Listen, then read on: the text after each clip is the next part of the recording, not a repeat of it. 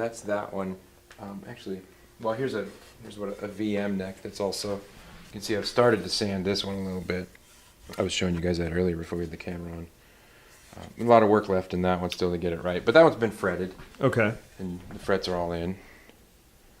Cool. So this one's, probably an hour and a half from ready to spray. Mm-hmm. Now this neck was made completely by hand. Yeah.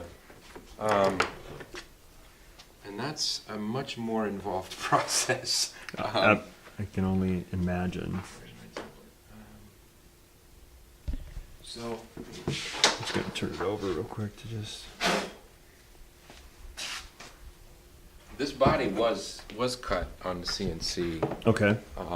But the only part of it that was cut was the profile Mm-hmm. and the pockets. Okay. And this one on the back. And we also drilled these. Okay. Okay, the rest of this is hand carved. I actually haven't finished carving this yet. That's what these guidelines are here for. This needs to be quite a bit thinner here. Mm-hmm. This was hand carved. One of my favorite tools for carving, stupid little angle grinder. With a nice rough grit, you can really Oh, wow. take material off quick. Huh. Obviously different sandpaper grits to... Well, no, I just use the rough on this, and the Mhm. rest of it's refined by hand. Oh, wow. So this one, what I'll do is, I'll figure out how to bolt this thing up here and mount it on that vise. Okay. Then I'll stand here. I've put pics on Facebook of me Yeah, oh, all yeah. done up, and and this thing again is loud.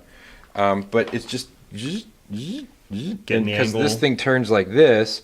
I like to use this edge for the carving, so I'm always at the right angle, and then I got to get in here and do that. Wow. Now this I can't do entirely with this tool because it's concave. It's too concave.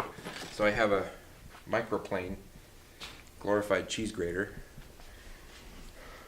which has got these little teeth, Nice. and that I use that to do a lot of this work here. I also use the saw rasp for things like cleaning these up. I use this one actually for this quite a bit. Okay. This neck was carved by hand. So far, it still needs to finish being refined. This area here was done using this. Okay. You can kind of tell the marks. It looks like beaver chew marks right now, but that was done using this guy here. Okay. Or spindle sanding. Wow. A lot of times I'll use this little spindle sander over here to do these blends. And the whole volute thing. But this one, so I use a caliper to measure the thickness. And I have target thicknesses when I start carving these things. So this one currently measures 843, and I want it to finish at, when it's done fine sanding, about 810. Wow. And then I go about 100 thousandths more as I go up the neck. Okay. So this one's about 910 right now. So what I have to do is take more meat off here Mhm. and blend it up to here, and then blend the rest out to the edges, and just make it comfortable. So this is all handmade. Yeah. Again, learning this is just doing, Um, trial and error. well, I can vaguely remember before I had all the steps sort of internalized, really worrying about the process. What steps gonna do first? What if I do that? And what if I do that step and then do that step? Well, if I do that step first, then I won't be able to do that. Things like this neck has a matching end piece on it right here that's glued on there. And so I had to route that recess there after I glued the fingerboard on, after the neck was fit to the body, but before I radiused the fingerboard, because it's flat. So if I had radiused the fingerboard, and then I'd have had to figure out how do I wrong step, wrong time, big trouble, start over. So there was a lot of sort of reasoning, and I'd write things. I had yellow legal pads with like step 1, step 2, all this stuff, and trying to sort it out. Now I've done it so much, now it's all internalized, and I just do it. Cool. So How about top to bottom finishing one of these? How much time are you talking? I mean, obviously, depending on how busy the shop is and how busy you are. Well, but yeah. Well, I always think about it in terms of labor hours. Mhm. If I didn't do anything else, if I just came back here and did this, how long would it take? I haven't really thought about this in quite a while. With the CNC cut body, so that all the pickup cavities and the neck cavity all are lined up, the carving and everything. The body probably has 20 hours into it. Okay. And neck is probably somewhere around between 30 and 40 hours by the time it's done.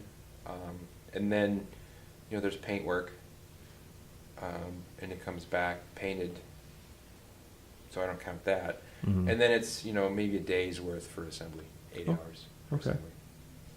So, fret work, you do the fret work, shielding, install the pickups, electronics, put the nut in, install the bridge, tuning machine, string it up, There you go. yeah. Beautiful. But I grabbed this template because this is how I cut the neck shapes out, right? This isn't the exact. This is an old template. I have a new one that I use for these Mhm. now. But basically, the neck is a raw slab of wood. I'm trying to see if I got any other chunks laying around. I don't really. It'd just be square, right? With the fingerboard on it, but Mhm. slotted. And so I would just double stick it onto here, and then take it to the little router table, Mhm. and the bearing would ride here. Bearing would ride on here, and the cutter would be above it, and the cutter would take the wood off. Then step the bearing up a little higher, run it again, a little higher again. And then, the problem with these kind of necks is that it's a tilted headstock. So it's not like a Fender style where it's set back. So the angle is different. So you can't just run a bearing all the way up around here. You have to do it here. So so I have a template that I use for that. This is one of the oldest and most used things I have here. Really? Look at this thing.